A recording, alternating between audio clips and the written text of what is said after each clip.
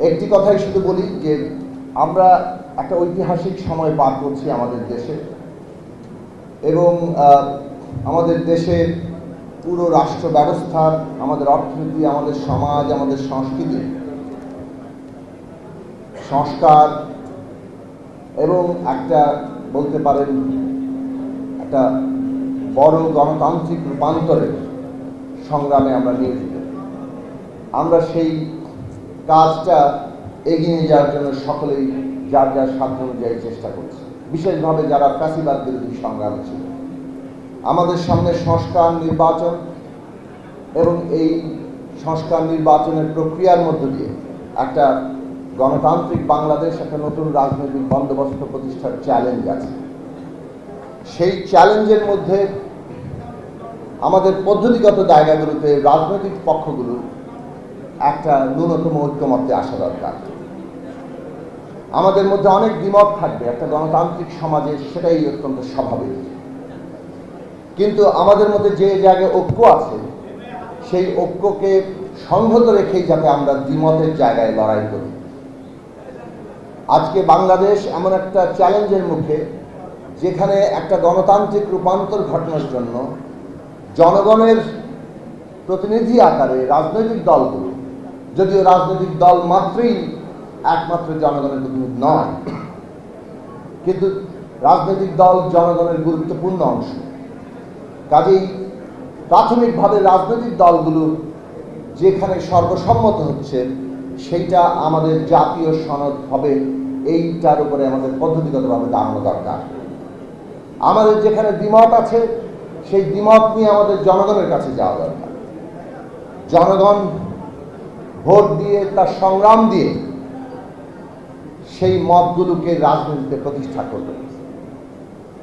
এই পদ্ধতিগত জায়গা যদি আমরা গ্রহণ করতে পারি তাহলে আগামী নির্বাচন কবে হবে এই নিয়ে বিতর্কের অবসান ঘটবে এবং আমরা আশা করি অন্তর্বর্তী সরকার সংস্কার এবং নির্বাচনের দ্রুত রোডম্যাপ দিয়ে এই অনাকাঙ্ক্ষিত বিতর্কের অবসান ঘটাবে।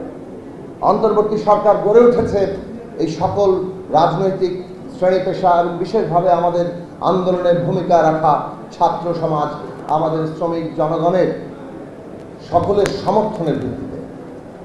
কাজে এই সমর্থনের সমষ্টিক জায়গাটা বিবেচনায় রেখেই আমাদেরকে অন্তর্বর্তী সরকারকে পদক্ষেপ নিতে হবে। অন্তর্বর্তী সরকার মৌলিক প্রশ্নে কনসেনসাসের উপরে দাঁড়াবে, সেটাই আমাদের আকাঙ্ক্ষা। সেই জায়গা যাতে তারা সব ক্ষেত্রেই মেনটেন করেন, সেটা জাতীয় স্বার্থ হোক, এই ভূ রাজনৈতিক পরিবেশে মানবিক করিডোর দেওয়ার মতো সিদ্ধান্ত হোক, অথবা আমাদের দেশের সংস্কার, নির্বাচন এবং আগামী নির্বাচন কিভাবে হবে সেই প্রশ্ন নিয়ে হোক। শেষে এই কথা বলি, জনগণের ম্যান্ডেটই আসল কথা। কাজে আমরা যা সংস্কার করব, যা রূপান্তর করব, শেষ পর্যন্ত যেহেতু জনগণই বাংলাদেশে কিংবা একটা রিপাবলিকে ক্ষমতার কেন্দ্র, সেই জনগণের ম্যান্ডেট গ্রহণ করতে হবে। আজকে যাই সংস্কার হোক না কেন, শেষ পর্যন্ত জনগণের ম্যান্ডেট নিয়ে তাকে র্যাটিফাই করতে হয়। এটাই যে কোনো রিপাবলিকের পদ্ধতি। কাজেই আগামী নির্বাচন জনগণের ম্যান্ডেট দিতে হলে যে মৌলিক সংস্কারের কথা আমরা বলছি, সংবিধানের মৌলিক সংস্কার, ক্ষমতা কাঠামোর মৌলিক সংস্কার, সেই সংস্কার করতে হলে সংবিধান সংস্কার সভার নির্বাচন এবং আগামী জাতীয় সংসদ নির্বাচন একসাথে করে জনগণের ম্যান্ডেট নিয়ে বাংলাদেশের গণতান্ত্রিক রূপান্তর ঘটানো, সেটাই হবে আমাদের জন্য টেকসই একটা রাজনৈতিক পন্থা।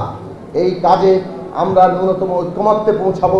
ঐক্যমত্যই হবে আমাদের পথ পরিক্রমা এবং এবি পার্টি সেই ঐক্যমত্য তৈরিতে তাদের ভূমিকা রাখবে, সেই আশাবাদ রেখে আপনাদের সবাইকে আবারও সালাম, শুভেচ্ছা জানিয়ে আমার বক্তব্য শেষ করছি।